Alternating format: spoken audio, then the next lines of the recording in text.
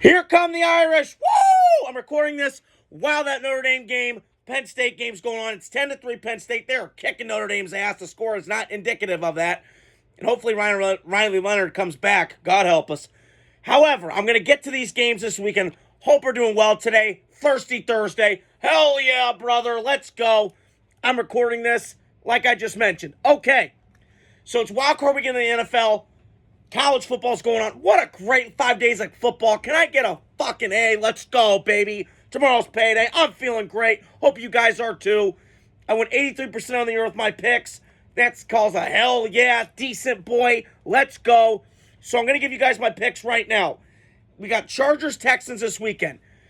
I'm going to roll with the Chargers in this spot. I think it's going to be a close game, although it is one of my against the spread blazing 3 picks. I'm going to roll with the Chargers in that. I think it could be a little bit more than that. We shall see. Texans feel a little bit disrespected. I'm not disputing that. But I am curious to see what Jesse Minter, the defensive coordinator of the Chargers, does against C.J. Stroud. C.J. Stroud's seen a lot of shit this year. They're blitzing him more than ever. His offensive line's kind of in shambles. You got one guy, Nico Collins. Kind of reminds me of last year. Tank Dell out. Nico Collins in. So I'm going to roll with the Chargers in that spot. Houston, just disappointment this year. Not in a bad way, but in terms of the expectations and stuff like that with C.J. Stroud and D'Amico last year. I do believe in D'Amico Ryans, but just this time going, it's going to be hard to do. Okay, Steelers-Ravens. Another one. Divisional matchup. These teams fucking hate each other. Packers-Bears, Raiders-Chiefs. It's got that vibe. However, I do think you can get third time's a charm with Pittsburgh, but I don't see it. They are reeling right now. Too much drama going on. Not enough shit going right for Pittsburgh. I'm rolling Baltimore. Another blazing 3 pick of mine. -9.5. Take that whole fucking thing. Take it to the bank. Cash your check in. I'm going with the Ravens in that spot. In a 24-19 kind of game, but I could see it going a hell of a lot worse, like the second time in Baltimore just a few weeks ago. Packers-Eagles, a rematch of the 2010 wild card game. I remember it like it was yesterday when Aaron Rodgers on his way to the Super Bowl. Let's hope that happens again. But I will say Packers-Eagles, I'm rolling with Green Bay in an upset here. I know nobody's picking Green Bay. I'm going to pick them. 23-20, they get the dub on the road. Nick Sirianni, too much drama with Philadelphia. I know they're hella talented. Too much drama. Nick Sirianni got to go. Bye-bye, douchebag. Bye-bye, Michael from Elf. Goodbye. Good riddance. Packers win 23-20 like I just mentioned. Broncos-Bills. I'm happy for my brother. I hate saying it for Denver, but I'm happy they got in the playoffs. They got in the dance. They get a participation trophy. Congratulations. But I'm going to roll with Buffalo. They're favored by 8 at home. I think it could be a little bit more than that. Could get overwhelming for Bo Nix and that staff in Sean Payton up in Buffalo with the Mills Mafia. But I'm going to take the Bills in that spot. Commanders-Buccaneers, one of my favorite matchups of the weekend.